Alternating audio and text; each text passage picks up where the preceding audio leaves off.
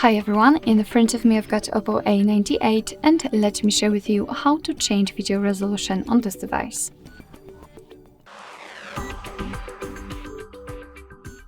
So first of all, we have to open the camera app, so let's do it. And right now we are in the standard photo mode, so let's switch to the video one.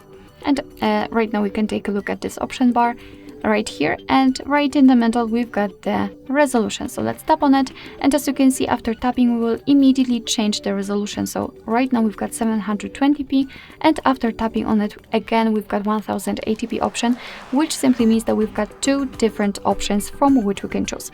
After tapping and having this information, you can be sure that your device applied the resolution and will record videos in the chosen one. Alright, that will be all. Thank you so much for watching. I hope that this video was helpful, and if it was, please hit the subscribe button and leave the thumbs up.